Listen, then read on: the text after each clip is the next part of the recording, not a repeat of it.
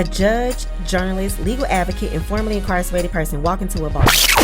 Okay, that is a bad joke, but if you place them in a conference room for a few days, it's actually a great setting for those stakeholders to sit down and rethink the legal system. About 50 of us across the country were selected by the Pew Charitable Trust to do just that in Washington, D.C. at their headquarters. Journalists, judges, researchers, advocates, and people directly impacted by the justice system, we taught and learned from one another, ate together, critiqued, debated, listened to each other for a few days. The elephant in the room was the makeup of the group itself initially, but it's all off the record and also why I'm experimenting with AI. Overall, I think it was a unique and valuable experience with insight, trends, and innovations in our state courts. Ooh, who is that?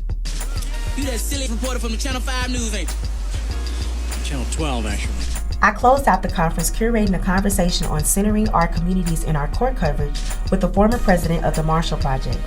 It takes a certain willingness and vulnerability to engage in conversations, even when the truth feels heavy.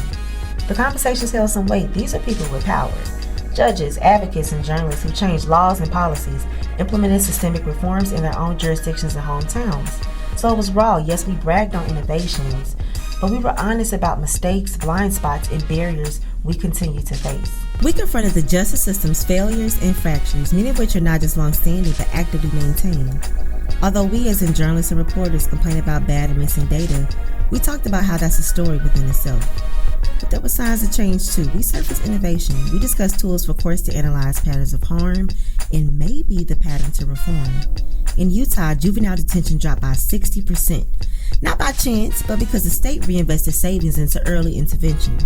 Some courts created navigator roles. Those are people who walk unrepresented tenants through court procedures that can be complicated, like sealing old eviction records.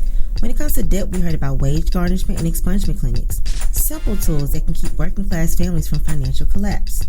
We also talked about restitution and how tech can reinforce bad priorities. It's a design by choice. In Alabama, one court software automatically placed collection fees ahead of victim restitution, even when the judge didn't intend to.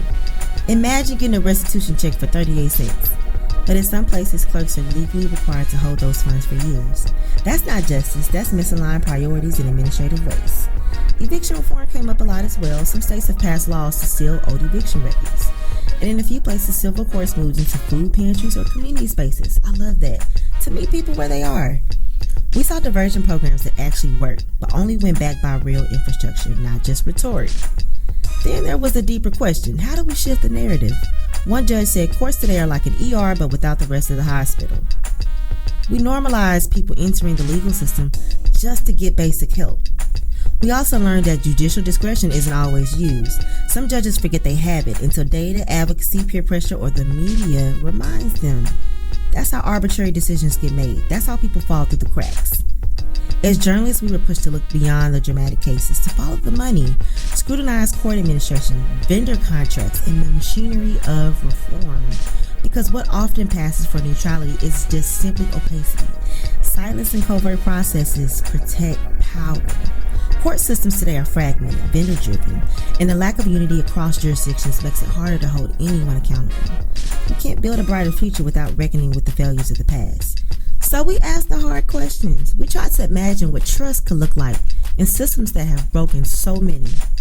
And I think we walked away with some real answers. So thank you to the Pew Charitable Trust for making this moment possible.